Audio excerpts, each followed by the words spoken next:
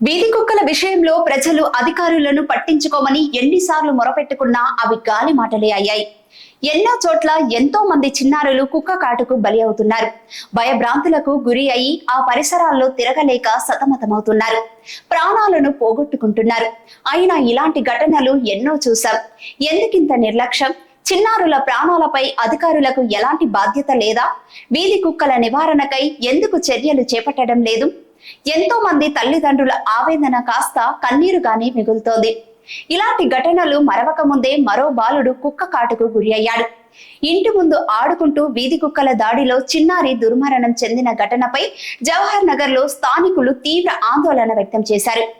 హైదరాబాద్ శివారులోని జవహర్ నగర్ లో వీధి కుక్కలు దాడి చేసి బాలుడిని చంపిన దుర్ఘటనపై సీఎం రేవంత్ రెడ్డి ఆవేదన వ్యక్తం చేశారు. ఇలాంటి ఘటనలు పునరావృతం కాకుండా చర్యలు తీసుకోవాలని అధికారులను ఆదేశించారు. వీధి కుక్కల బెడద ఉన్న ప్రాంతాల ప్రజల నుంచి ఫిర్యాదులు స్వీకరించడానికి call centre, toll free number ఏర్పాటు చేయాలన్నారు.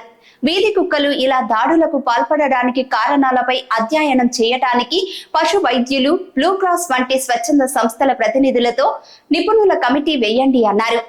వాటి నియంత్రణకు ఇతర రాష్ట్రాల్లో అనుసరిస్తున్న పద్ధతులను పరిశీలించాలని, అవి కరిస్తే తక్షణమే చికిత్స అందించడానికి వీలుగా రాష్ట్రంలోని అన్ని ఆసుపత్రులలో అవసరమైన మందులను అందుబాటులో ఉంచాలని అధికారులను సీఎం అప్రమత్తం చేశారు.